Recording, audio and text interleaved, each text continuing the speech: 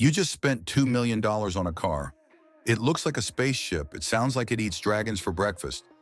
And then you realize something strange. You try to back out of your garage and the car just sits there. No reverse gear. Wait, what? Yep. Some supercars, especially the track-only monsters, don't have a reverse gear. And no, it's not a factory defect. Nobody forgot to install it.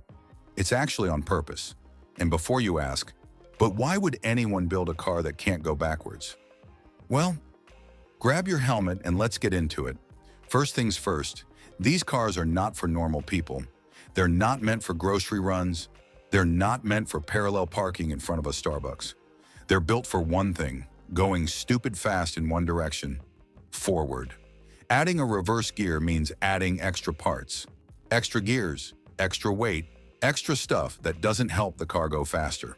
And in the world of supercars, especially track-only beasts like the Ferrari FXX or the Pagani Zonda R, every single gram matters. If something doesn't make the car faster, it's gone. Cup holders? Gone. Radio? Gone. Reverse gear? Also gone. It's like a race car version of minimalism.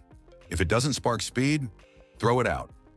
Now you might be thinking, but what if the car gets stuck?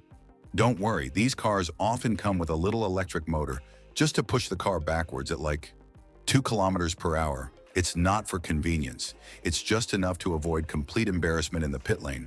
And here's where it gets funny. You spend all this money, you get the keys to this incredible machine, and you still have to push it like a shopping cart if you park it wrong. Imagine flexing your new Ferrari FXX and then asking 2 guys to help you back it up. Now that's luxury, but seriously, there's logic behind the madness. Many race cars use sequential gearboxes. These are designed for quick shifts up and down, but reverse is a pain to engineer into them. It's extra complex, extra heavy, and racers never use it anyway. In fact, in many races, you're not even allowed to reverse. If you spin out or get stuck, you either get pushed by marshals or your race is over. So again, why waste time and weight on a gear you're not even allowed to use? Also, let's be real. These cars don't get stuck in tight parking lots. They live in climate-controlled garages, go out on trailers, and only touch the track once in a while. It's not like someone's doing a 15-point turn in Monaco traffic.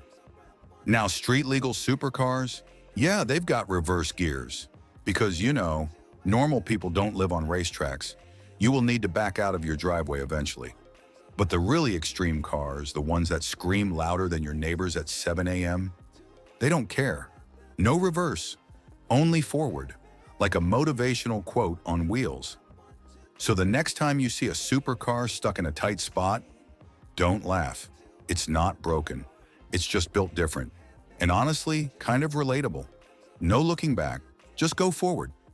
Even if you hit a wall, that's tomorrow's problem.